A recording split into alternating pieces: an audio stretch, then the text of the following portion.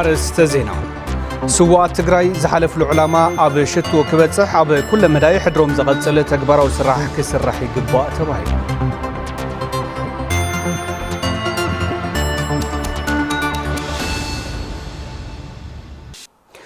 بمخنيات معلت سوات نلعلي سلسة شح سدرا سوات حربنياتات لمنبر زخون بوتا كم زبوها بكومشن حربنياتات تجري فليتو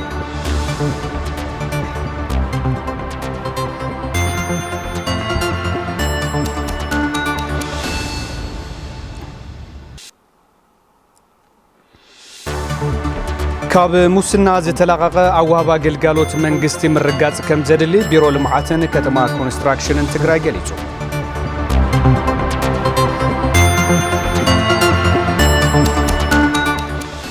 سلام متعنا هبلنا زخوركم بتخطاتلتي تلفزيون تقراي نمشت ساعة حدث حدنا معلتها وزيناتات حيزنا قريبنا لنا زيناتات ساعة بالمسسايا أنا تهل طفلة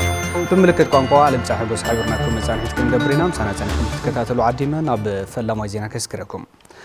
أفلالات بحيلك فتحيلو أمينو أب لعلي تقراي جنوسايد زأوجه سرعات بلسقنا حزوون كالو زور دماو قيناتنا مخفات تدقاقامي صحترا قيناتي كايد كمزلو حوحات أبزوبسو سمناوي مجلس يفليتالو تود بزوبسو سمناوي مجلس أدما كم سعب قرروا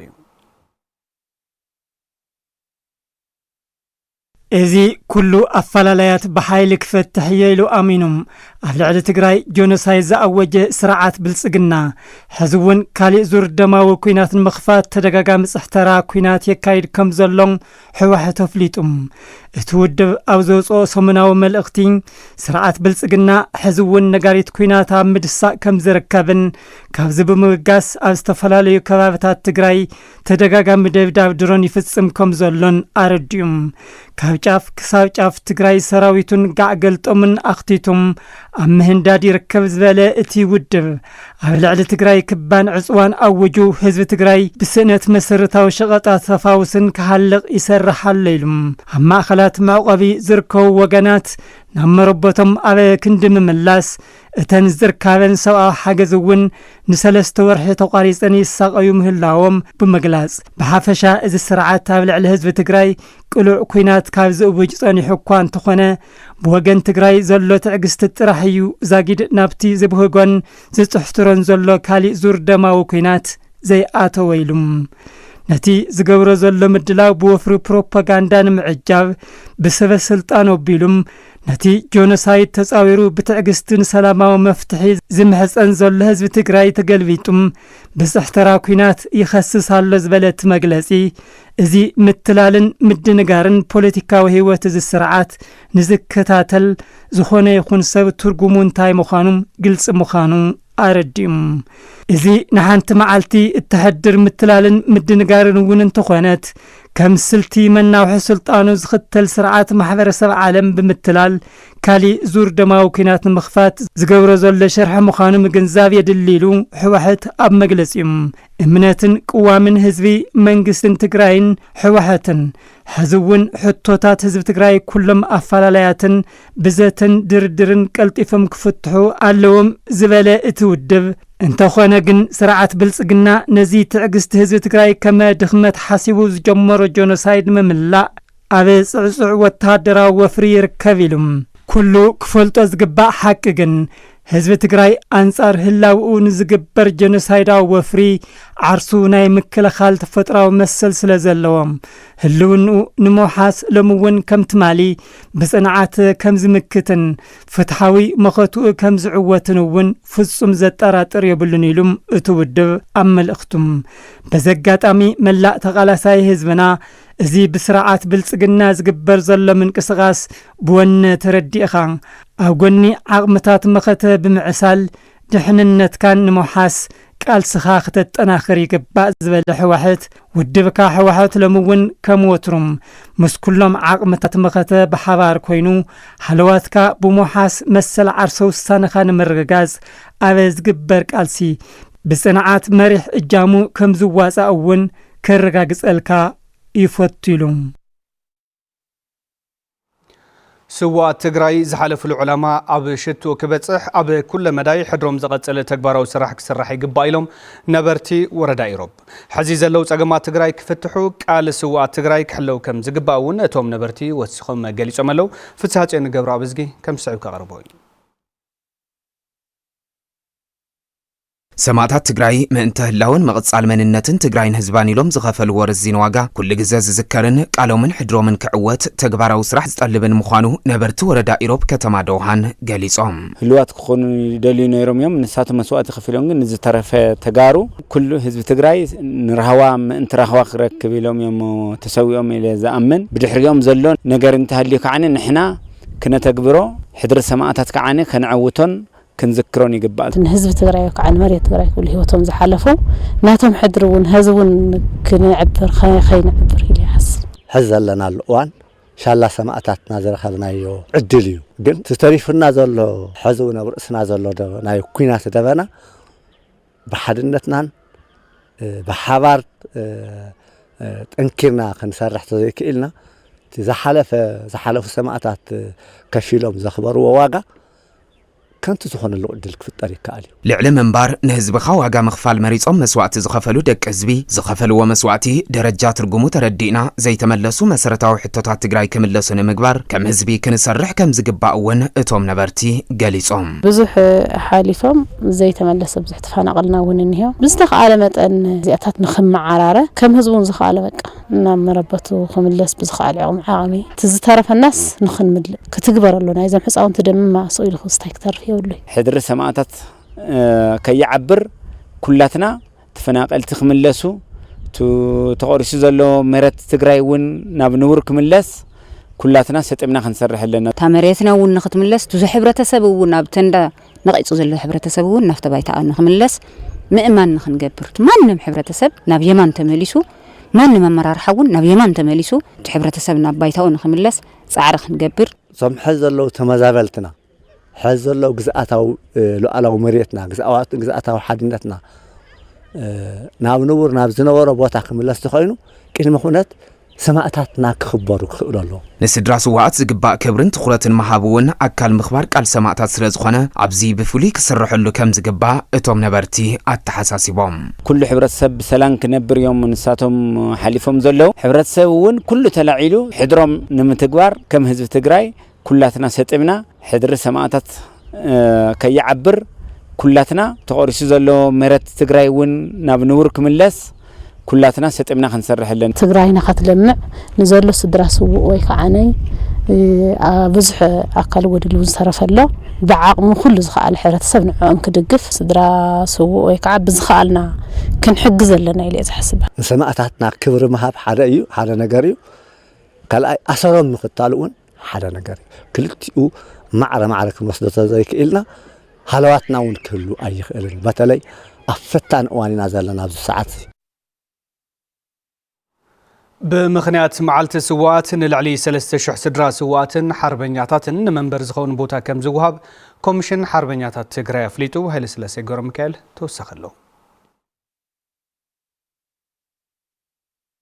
نموحس اللوانان لألاونتنا بزبل حساب زخبر زلو مبل 38 عامت معلت سماعتات 2018 عام تمرت أبوان عتقاو قالسي أملا تجراي بسألات زكايد نبرت شفافن أب قالسي استخفى لمسواتن مزكار زكايد زخر خمزخونه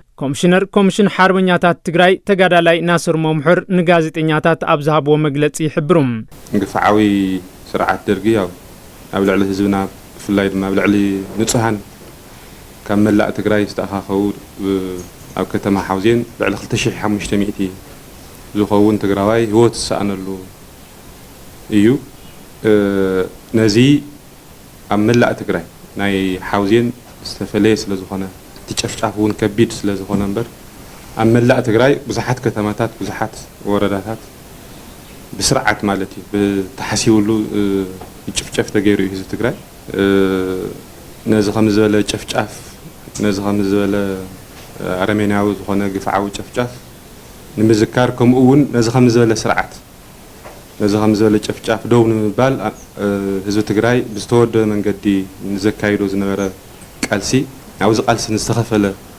مسوعة نمذكاري وسنة 10 حمشة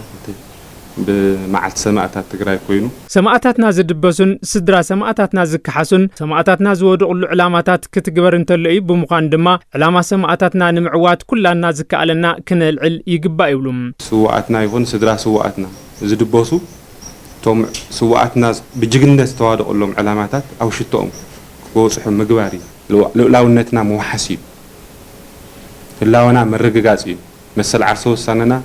مرققاتي استمازا لهزبنا دحنوتو تحلي نابتو خملس مغباري تسدراسو ون بتغبار كدبس انت هوينو نزيهم بصنعت حجنا اب شتو من توصيحنا يمي مهنا لو عمت اب زخر معلت سماعتات اب استفالالي كبابتات لعل 17 مدرخات كمثال تحبروا تغادالاي ناصر ممحر بفلاي او حوزينن كتما مقلن كاب علت 13 سنه جميرو باستفالالي مدلاوات كم زخبر حبيرم لعل 17 مدرخات اب استفالالي كبابتات كتماتات اب حلوف قالسنان مسائي مختنان عملكيتو زكايد مدرخات اللو ناي بانل ميزات اللو مالت ناي وددر حتى الملسن ون خكايديو اطقلال ناي سنه سرعه مولع طواف عبيت كتماتات بفلاي دما افتهم ببهراوي بركي او حوزينن مقلن دما بزده مقنن قدي هزبنا بصفحات بزساتف من قدي خكايدي مالت ناي زخر سواعتنا دما على 15 ساعه حدا نغهو خونيت ناي زخري سواعتنا تا مينيتس اوف سايلنت نلا سواعتنا نحدد اذا اكل بصمونا نذكرلو خوني ساعه حدا لك ساعه 15 بمخنيات معلت سماعتات دما نلعل 3000 سدرا سواعتن حربنياتاتن نمنبر زغون بوتا كم زواب كومشن حربنياتات تግራይ ተጋዳላይ መንሱር መምሕር አፍሊጦም በዚ ናይ معلت سماعتات መሰረት ንጋር ጥራሕ ኣብ 20 ወረዳታት ትግራይ أوزس كاب زحلفة سو من جميرو كسب على 3 سنة نلعل 3000 زأكل سدراسو قدعاتن هرويناتن حويسو مريت المعدال ملؤ مدلاو تغيرو لمالج أما لا تقرأ نمرققات مسل عرسو سانن معرنتن مسواتي زخفل سوات أب شتو كبتح توديبهم كم زك على سو نبرتي كتماخصوم قليسهم نسب صاب فسا مزقبة قبر مسكال كيروس نبرت كتم أخصم بمخنيات مبل 38 عمت زغري معلت سماعتات عبا زعب ورئيتو كم زبالوغو سماعتات نتذكرو من تمعرنتن سلامن من رقاص لمعاتن كبلو كبر هوتهم نزخفالو جاقان دك هزبي حدروم نمتقبار داقم قلب متاوكم زخانة يتزعربو ناتهم حدري أو تقبار الموعال كله حبرة السابقون كله تقال لاي ناتيلو زهاون حدرة تقبلو أو شتو خفصح بترتي قالس زلو حزق لاين قصالاي غورو خم يقون قدم حزق لاين تقالس متي حزق لاين قصالاي بتخكل تشتو امز او المعات يكون كالي نخبصح بدنب قالس زلو استفصملنا جنسايداو كنات حزون اب علينا ايون صلالي زلو ان صلالي زلو حدغا قدم حزي سمعتاتنا زمصو حدر الله حدر نسو خليفي يو يخد انبر حزون سمعت سخونو حواتنا ولدنا نلو نايزيوم علامه دما تግራይን ህዝብ ትግራይን መقصاليو ازون تناتهم مسواتነት سنه 15 ኮይና እንትዝክር እንተለና تناتهم ተሰውኡ العلامه ازون ኣብ ሰዋፈርናይ ዓውደ ስራሕቲ ናቶም ሕድሪ መقصاليو سماعتات سحدقو حدري هلونا تግራይን ህዝብ ትግራይን መقصال كم زخونه زغلصو እቶም ነበርቲ ግዛዕታው ሓድነት ትግራይ ክረጋገጽ ተወዲቦም ከም ዝቃለሱውን ይረጋግጹ ጸላእትና ሁሉ ግዜ ህራስ ይውልም ንትግራይን ምጥፋ ህራስ ይውልም ሕዚ ክገብሮ ዘሎ ቲ ነባር ተጋድላይ ይኹን ቲ ሓድሽ ተጋድላይ ቲ ሃርበኛ ቲ ሕብረተሰብ ሙሉእ መንእሰይ ይወለዶ ተሪሩ ክቃለስ መሬትና ጉን መሬትና ከነምልስ ሽቱኡ ትናይ ዛውና መልእክት ጉን ሽቱኡ ወቃ መሬትና ምልስና ድማ ጠንካራ ዝኾነ ትግራይ ንምስራት ሁሉ ሕብረተሰብ ክቃለሰሎ ማለት ሁሉ መንእሰይ ይወለዶ ጉን ክቃለሰሎ ማለት ከም ተጋሩ በጽሕና ዘሎ ጸገም ወንት እንተለና ሰም ትስኡ እንተለው ንዓና ህይወትና ዝሐለፉ ሓደር ኣሎ ሓደራ ንሱታዩ ኣብ ሽቱ መጽሐዩ ህዝቡን ከም ተጋሩ ተወዲና ተቃሊስና ናው ሽቱ ክነጽሕ ክድቃለስ ክንውደብ ክነቀሕ ሕድሮም ህያው ኮይኑ ክቅጽል ብልምዓት ህያው ኮይኑ ክቅጽል ንሕና ክንሰርሖ ዝግበአና ሓላፍነት ኣለና ኣብ በብስተዋፈርናዮ ዓውደ ስራሕትን ሓላፍነትን እውን ናቶም መስዋዕትነት ያው ክንገበር ያው ታሪካ መቅላስ ጥራሕ ይዘድል ዝብል ዘለና ማንም ሰብ መጥዩ ኣብ ርእሰና ከዕንድረ ይኽእልን ህዝቢ ትግራይ ድማ ታብ ቀድመት ሕዚ ዝፍለጥ ህዝቢ እዩ ስለዚህ ነቶም ኮሚቴ ዝብሉ ተሪርኩም ዝዋቆም ናተይ እምነት እዩ ሕዚ ንቀጻላይ ግን ተሪርና ክንቃለስ ኩሉ ወለዶ ላይ ተሪር ክቃለስ እዩ ዘሎ ኣብ ዝተዋፈሩሉ ዓውደ ስራሕ ንህዝቢ ግቡእ ኣገልግሎት ብምሃብ ስራሕቲ ዳግመ ህንፀትን ሕውየትን ትግራይ ብምክሓድ ዕላማ ሰማዕታት ኣብ ሽቱኡ ንክበጽሕ ኣበርቲዖም ከም ዝሰርሑ ነበርቲ ከተማ ኣክሱም ሓቢሮም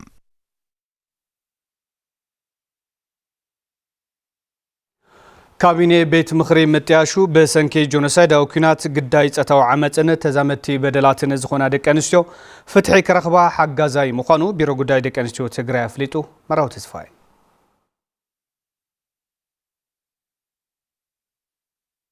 ብሰንኪ ጆኖሳይዳዊ ኩናት ግዳይ ጸታው ዓመፅን ተዛመርቲ በደላትን ዝበጽሐን ደቂ ኣንስዮም ዛጊደ ተሓታትነት ክረጋገጽ ከም ዘይከኣለ ምክትል ሓላፊት ቢሮ ጉዳይ ደቂ ኣንስትዮም ወይዘሮ ኣበባ ግደይ ሓቢረን ኣብ 2013 ዝነበረ ጆኖሳይድ ኩናት ደቂ ኣንስትዮ ትግራይ ብዘስካሕክሕ ኣብ ዓለም እውን ተፈጺሙ ብዘይበሃል ጥቃዓት ብዙሕ ጥቃዓታት ተፈጺሙዎን እዩ እኳ ደኣ ኣብ ርእሲ ጆኖሳይድ ለተፈጸመለን ኣብ ርእሲ ከበድቲ ጥቃዓታት ዝበጽሐን ሕዚ እውን ብሰላሕታዊ ጽንሰት ዝቕጽል ዘሎ እንተኾነ ግና ካቢኔ ቤት ምኽሪ ምጥያሹ ፍትሒ ደቂ ኣንስትዮ ንምርግጋጽ ሓጋዛይ ምዃኑ ወይዘሮ ኣበባ ኣገንዚበን እንተነኣሰ ወላ ኣብ ከባቢ ዕፅዋይ ንሃሊ እምበር ስርዓት ላብ ዝነበረ ክምለስ ድሕንነት ደቂ ኣንስትዮ ክሕለ ናይ ፍትሒ ኣካላትና ፍትሓዊ ዝኾነ ፍትሒ ክረኽባ ደቂ ኣንስትዮ ሓታትነት ክረጋገጽ እቲ ቤት ምኽርና ተመሊሱሎ እቲ ሕዚ ተመስሪቱ ዘሎ መንግስቲ ትግራይ ወይ ከዓ ፈጸምቲ ስራሕ ብንዕቅሞም ላብ ስርዓት ክእትይዎ ኣለዎም ካብ ትጽኢት ንገብር ደቂ ኣንስትዮ ትግራይ ግዛታዊ ሓድነት ትግራይ ብምውሓዝ ተመዛበልቲ ወገናት ናብ መረበቶም ንምምላስ ማሕበረሰብ ዓለም ንመንግስቲ ኢትዮጵያ ጸቕጢ ክገብር ወይዘሮ ኣበባ ግደይ ገሊጸን ከም ደቂ ኣንስትዮ ትግራይ ድማ ማሕበረሰብ ዓለም ጆኖሳይድ ተፈጺሙና ሕዚ እውን ብጽንተትና ጸነትና ስቕኢሉ እዩ ዝርአየና ዘሎ ነዚ ሕዚ ብዙሓት ናይ ደቂ ኣንስትዮ ተማጎት ዝበሃላ ልመብቲ ዝማጎት ኣለዉ ከም ሰብኣዊ መሰል እውን ናይ ህፃናት መሰል እውን ግን እስካብ ሕዚ ኢዶም ነጣሚሮም ስኢሎም እዮም ሰምዑና ዘሎ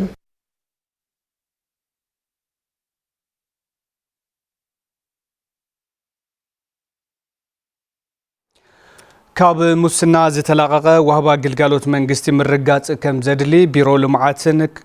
ቢሮ ልምዓት ከተማን ኮንስትራክሽንን ትግራይ ኣፍሊጡ እዚ ዝተገለጸ ቢሮ ከተማ ልምዓትን ኮንስትራክሽንን ሙስና ብምቅላስ ስሉጥን ፍትሓውን ኣገልግሎት ንህዝብና ብዝብል መሪ ሓሳብ በብብርኩም ዝርከቦ ኣመራርሓ መንግስቲ መድረኽ ዘተ ኣብ ዘሳልጠሉ እዋን እዩ ገብረ እግዚአብሔር ገዳሙ ተኸታቲሉ ኣሎ ከም ሰዕብካ ኣሎ እዩ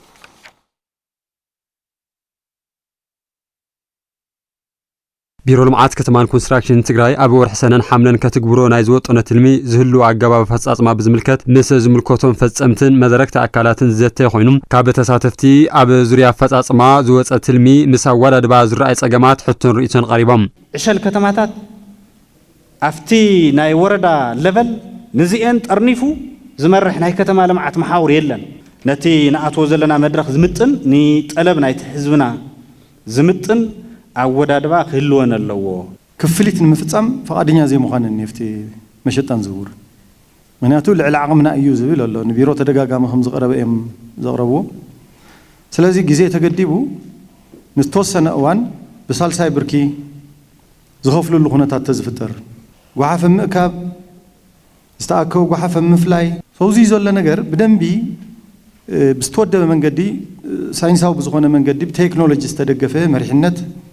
ክህልወና ኣለዎ ሲሪየስ ዝኾነ ናይ ድጋፍን ክትትልን ስራሕቲ የድልዮ እዩ ምክንያቱ ፕላን ነውፅእ ዘይትግበርና ኮነና ተረፈ ዝሓለፈውን 100 መዓልቲ ኢልና ስኢልና ባኺኑ ተሪፍ እዩ ሰው ሕዚ ከምኡ ከይኸውን ብጣዕሚ ጥንቃቐ ብዘለዎ መንገዲ በቲ ተጀሚሩ ዘሎ ተሓዛት ተጠናኺሩ ክቕፅል ኣለዎ ዝብል ተላዒሉ ዘሎ ምስ ጠለም መሬት ዝረኣዩ ዘሎ ዓበይቲ ጸገማት ንምፍታሕን ምስ ዓበይቲ ከተማታት ተኣሳሲረን ዘለዋ ዕሸል ከተማታት ፕላን ብዝመርሖ መንገዲ ክስራሓሉ ከም ዝግባእ እውን ተላዒሉ እዩ ነቲ ዝንሄ ቀረብ ማለት ናይ ጠለብ መሬት ክንምልስ እንትኮይና ሓደተን ምስ ዓበይቲ ከተማታት ተኣሳሲረን ዝኔዋ ኣብ ቅርበት ዘለዋ ዕሸል ከተማታት እውን ከዓብያ ግን ድማ ፕላን ብዝመርሖ መንገዲ ኢንተግሬትድ ፕላን ተዳልዩ ንኢንቨስትመንት ይኹን ንመንበሪ ደሊቨር ንገብረሉ ኩነታት ክፍጠር ኣለዎ እዘን ከተማታት ኣብ ከቢድ ሽግር የእትወን ኣሎ እዩ መሬት ክረኽባ ይኽእላን ኢንቨስትመንት ከምፃ ይኽእላን ግልጋሎት ክፈጥራ ኣይኽእላን ሓደ ካብ ፕላን ወፃኢ ዝዕደል ዘሎ እቲ ብገጸር ምምሕዳር ትግራይ ኣካውነት ኢልና ንግምግም ብዙሕ ነገራት ነምፅእ ንቐፅዕ ግን ኣብ ቤት ፍርዲ ናይ ሲቪል ሰርቪስ ከይድካ ዘይትረትዐሉ ኣብ ካሊእ ቦታ ቀይርዎ ዝብል ሪኮመንዴሽን ይሁን እምበር ስዒርናስ በቃ ሰብ ይልቀቕ ተባሂሉ ዘበላሸወ ሰብ ተሓታቲ ተባሂሉ ዝለቀሉ የለን ሓላፊ ቢሮ ልምዓት ከተማን ኮንስትራክሽን ኣይቲ ዓለም ጎራህድ ነቶም ዝተልዓሉ ሕቶታት ምላሽ ኣብ ዝሃብሉ እዋን ቀንዲ ዕላማት መድረኽ ካብ ግዕዝና ዝተላቐቐ ኣዋህባ ግልጋሎት መንግስቲ ምርጋፅ ምዃኑ ኣብርሆም ናይ ወዳድባ ሽግራት ናይ ሕግን ኣሰራርሓ መምርሒታትን ማዕቐፋት ወይ መቓን ሽግራት ናይ ቴክኖሎጂ ናይ ፋይናንስ ሽግራት ኣለዉ እዚኦም ኩሎም ሽግራት እዮም ነቲ ሽግረ ምፍጣር እውን እጃሞም ክወሃቦም ዝግባእ እዩ ክካሓዱ ዝግባእ ኣይኮነ ናይ ወዳድባ ፀገም ከም ዝበልኩሞ ብዙሓት ሽግራት ዝፈጥር ዘሎ እዩ ገለገሊኡ ሕጊ ስርዓት ደንቢ ዘይተቐመጠሉ ሽግር ዝፈጥር ዘሎ እዩ ናይ ተልእኾ ፀገማት ከምኡ ፋይናንስ ዘይምህላው ከምኡ ቴክኖሎጂ ዘይምህላው ከምኡ ግን ተቐልፊ ፀገም ኢና እያ እታ ናይ መሪሕነት ተቐልፊ ፀገም እታ ናረኣያ ሽግር እያ እታ ናረኣያ ሽግር ከዓ እታ ዝዓበየት መግለፂት እታ ናይ ግዕዜና ሕማቕ እያ ሕዚ ኩለን ሽግር ክንፈትሐን ኣለና ስለዚ ብቐጻልነት ኣብቶም ዝወፁ ትልምታት ብዕቱ ምስራሕ ከም ዘድልን ን2019 ዓመተ ምህረት መሰረት ዝኾነ ስራሕቲ ምዕማም ወሳኒ ምዃኑ ኣርድዮም ግዕዜና ብምቅላስ ስሉጥ ሕጋውን ፍትሓውን ኣገልግሎት ንህዝብና ካብዚኣ መፅያ ናይታ ፕላን ኮር ስራሕ እውን እዚኣ ካልእ ኩሉ ነዚ ክዕጅብ ይኽእል እዩ ስለዚ ተኣሳይመንት ወስዳ ዘለኹም እዚኣ ግዕዜና ምቅላስ ኣገልግሎት ምምሕያሽ ግዕዜና ምቅላስ ኣብ ውስናት ሰባትን ትካላትን ኩል ፍስግምቲ ክውሰድ ኣሎ ን2019 ዝሓሸት መሰረት ትኸውኑ እዛ ስራሕ እዚኣ ብደንቢ ምስራሕ ትካል ገባር ሰናይ ወለንታዊ ስራሕ ናብ ሃገራዊ ልምዓት VIS ኣብ መምሕዳር እንዳባፅሕማ ዕሸል ከተማ ፀድያ ልዕሊ 3 ሚልዮን ብር ወፃኢ ብምግባር ንኽልተ መንግስታዊ ኣብያተ ትምህርቲ ድጋፍ ናውቲ ትምህርቲ ገይረሉ ገብረ ዝገበረ ገዳሙ ወለንታዊ ስራሕ ንኣህጉራዊ ልምዓት VIS ተባሃለ ገባር ሰናይ ካብ ልምዓታዊ ምትሕባር ኦስትሪያ ብዝረኸበ ድጋፍ ኣብ ምሕዳር እንዳባፅሕማ ካልኣይ ብርኪ ቤት ትምህርቲ ፀድያን ቀዳማይ ብርኪ ቤት ትምህርቲ ዝዓምሓምን ናውቲ ትምህርቲ ድጋፍ ገይሩ ተምሃሮን መምሃራንን እተን ኣብያተ ትምህርቲ ብሰንኪ ስእነት ናውቲ ትምህርቲ ከይድ ምምሃር ምስትምሃር ተፀጊሞም ንክመሃሩ ተገዲዶም ምፅንሖም ብምሕባር ሕዚ ግን ብዝተገበረሎም ሓገዝ ናውቲ ስሩዕ ትምህርቶም ንክከታተሉ ከም ዝሕግዞም ሓቢሮም ቅድሚ ጆኖሳይድ ጽቡቕ ኢና ንመሃር ነርና ጆኖሳይድ ግን ዙ ቤት ትምህርትና ዓንዩ ዝነበረና ወናብር ይኹን ዲስ ኩሉ ቤተና ይኹን ኩሉ ዓንዩ ወንበራ ይነበረና ኣብ ቤት ኢና ንመሃር ነርና ዲስ ኩን ኣብ መንደቃት ኢና ንመሃር ነርና ብፍሓም ነገሩ ሆሚኦም ዘምህሩና ነይሮም ዝተወሰኑ ኤንጂኦታት እናመፁ ሓገዛት ይገብሩና ኣለዉ ብጣዕሚ ኢና ንስጊ ማዕጾ ናፅሓፉ ይምህሩና ነይሮም ካብኡና ብፍሓምና ንመሃር ነርና ቸጉን ባዕሉ ነይረን ትምህርቲ ክንብርትዕ እና ዝለዓለ ውፅኢት ነምፅእ ዝሕግዘና በአጓው ተጠቂምና በአጓው አገልግሎት ተውዒልና አውጽኢት ተማሃራይና ሩይ ለውጥ ክነምጽእ ናትና ልኡኽዩ ክንፍጽሞ ድማ ኢና ማለት እዩ እዚኣ መሉ እንተ ተባሂልና ከዓ ብዝመፀ ጋር ሰናይ ይኹን መንግስቲ ንሕና ቁርባት ኢና ነቲ ናውቲ ትምህርቲ ከይባላሾ እኹል ክንክን ከም ዝገብርሉ ዝገለጹ ድማ ነበርቲ ትከባቢዮም እዚ ቤት ትምህርቲ እዚ ድማ ናፍቲ ኑር ንምምላስ ዘሎ ተማሃራይና ኣብ ፀሓይን ኣብ ቁርን ኣብ እምንን ኮይኑ እናተምሃራይ ጸኒሑ እንካው ግን ናፍቲ ዝነበረ ኑር ንምምላስ ዝእንጀኦ እዚ መፅዩ ዘውዝኒዮ ጠረጴዛን ወንበርን ናውዚ ንምውፋዩ ዝሄር ይሃበልና ይቁመልና መምሃር ጣውላ መምሃር ወንበር የለን ኢሎም ናውዚ ቆላሕታ ገይሮም ንምምጾም ኣነ ብጣዕሚ እዩ ደስ ዝብለኒ ማለት እዩ ሓላፊ ቤት ጽሕፈት ትምህርቲ እቲ ምምሕዳር ኣይቲ ኣማኑኤል ወልዱም ብኩናት ሓያል ዕንወት ዝተፈጸመን ኣብያተ ትምህርቲ ዳግም ንምሕዋይ ዝተገበረ ድጋፍ ናውቲ ትምህርቲ ብምምስጋን ካልኦት ኣካላት እውን ኣሰሮም ብምስዓብ ንዝተጎድአ ሕብረተሰብ ድጋፎም ከጠናኽሩ ከም ዝግባእ ገሊፆም እዚ ንብረት እዚ እንድሕር መፅዩ ተምሃሮና ብኣግባቡ ክመሃሩ ክኽእል ኣለዎም ከቢር ዝኾነ ናይ ድርቂ ኩነታት ኣሎ ብዝኸባቢ እዚ ነገር እዚ ተፃዊርና ኢና ደቅና ክነምህሮም ዝግባእ ስለዚ VIS ኢትዮጵያ ኾነ ካልኦት ሓገዝቲ ኣካላት ዝገብርዎ ዘለዎ ሓገዝ ኣብ ምዕቃብ ውፅኢታውነት ተምሃሮና ዓብይ ግደ ስለ ዝፃወት ሕዚ እውን ወለዲ ዓብይ ሓላፍነት ኣለኩም ትካል ገባር ሰናይ ውለንታዊ ስራሕ ንኣህጉራዊ ልምዓት VIS ልዕሊ 3 ሚልዮን ብር ዝግመት ወጻኢ ዝተገበረሉ ድጋፍ ናውቲ ትምህርቲ ከም ዝሓገዘን ስርዓተ ትምህርቲ ንምምሕያሽን ህፃናት ትግራይ ተበጻሕነት ጽሬት ዘለዎ ትምህርቲ ንምዕባይን ዕላማ ዝገበረ ምዃኑም ኣካይድ ስራሕ VIS ጨንፈር ትግራይ ዶክተር ቢነጋ ኃይለ ስላሴ ገሊጾም ከባቢ 3 ሚልዮን ዝኣክል ንኽልቲኡ ቤት ትምህርትታት ወይም ድማ ንኽልቴን ኣብያተ ትምህርቲ ንሕግዞ ዝኒሄና ሓገዝ ካብ ናይ ኦስትሪያ መንግስቲ ብዝተረኸበ ሓገዝ ተቃናቢሩ ዝመጸ እዩ ማለት እዚ ንህዝቢ ሃፍቲ እዩ ካብ ህዝቢ እዩ ናይ ህዝቢ እዩ ስለዚ ንብረትኩም ስለ ዝኾነ ምሕደራ ናይ ሃፍቲ እዚ ብኣግባቡ ክትጥቀምሉ ተምሃሮ ኣብ ገበታ ትምህርቲ ኮይኖም ክረኽቦ ዝግባእ ፍልጠት ክቐስሙ ተኮይኖም ኣብያተ ትምህርትታትና ክመስልኦ ዝግባእን ነገር ሒዘን ክርከባ ስለ ዘለወን ኣብዚ ምሕደራ ሃፍቲ እዚ ናይ ማሕበረሰብ ስኩል ኣብ ዝድኒሄ ናይ ቤት ትምህርቲ እዚ ማሕበረሰብ ናይ ተኻላይ ቤት ትምህርቲ እውን ዘሎ ከም መሓድሮ ናይ ረብሓ ከውዕሎ በዛ አጋጣሚ ከተሓሳስብ ደሊ መሰል ድሕንነትን ተጠቃምነትን ህጻናትን ምርጋጽ ኩሉ ሕብረተሰብ ሓላፍነቱ ክፈጽም ከም ዝግባእ ቢሮ ማሕበራውን እግሪ ምትካልን ትግራይ ገሊጹ እቲ ቢሮ ብምኽንያት መዓልቲ ህጻናት ኣፍሪካ ምስ መንግስታውን ዘይመንግስታውን አካላት ዘተሳሊጠሉ ገብረ መድህን ተወልደ መድህን ዘስዕብጸብጻብ ሰናዲልና ኣሎ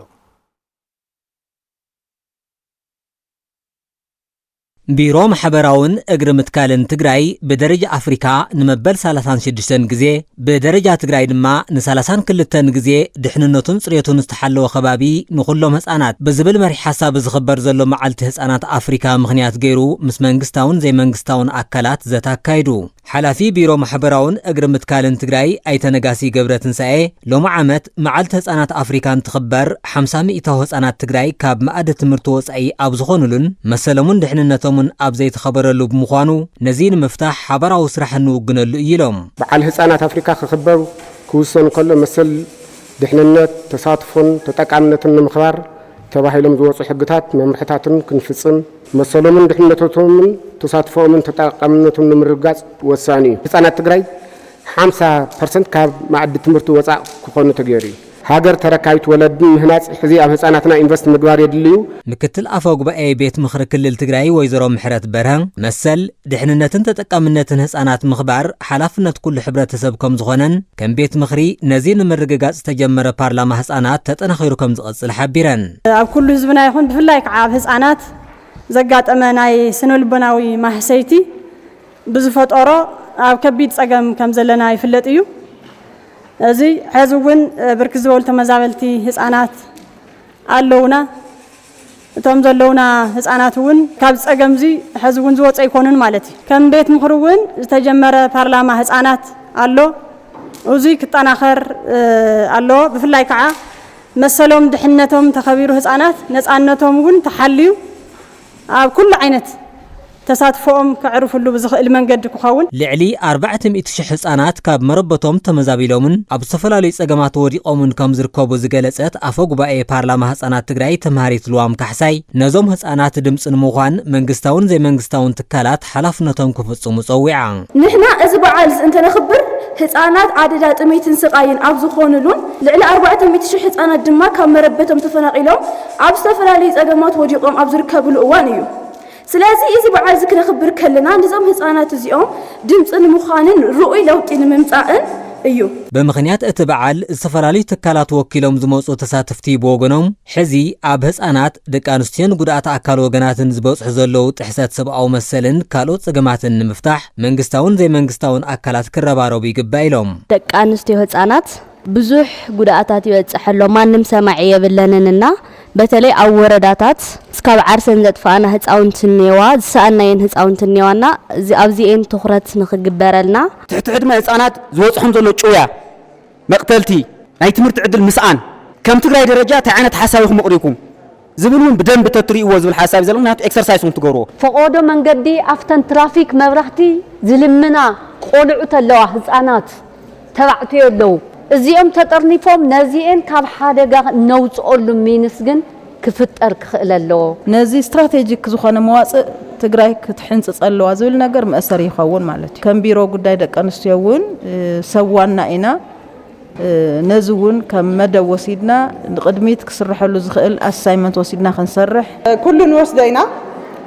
በተለይ ድሕሪ ጦርነት ናይ ህፃውንቲ ጥቃዓታት በዚሖም እዮም ኣብዚ መዓልቲ እዚ ዩኒሴፍ ኣብ ትግራይ ዘሎ ናይ ህፃውንቲ ፀገማት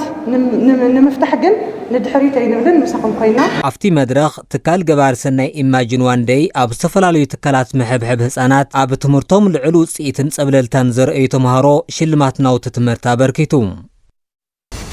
ዝኸበርኩም ተመልከትና ፀብፃባት ስፖርት ተኸታቲልና ተመሊስና ፀብፃባት ስፖርት ንዘቕረበልና መሳርሕትና መረሳይ ልብ ምስጋን ዕለታዊ ዜናታትና ኣብዚና ክንዛዝም ስለት ምክትታልኩም ክብረት ሃበልና በብዘለኹም ድማ ሰናይ ዘኽኑልኩም ተመኒ ሰላም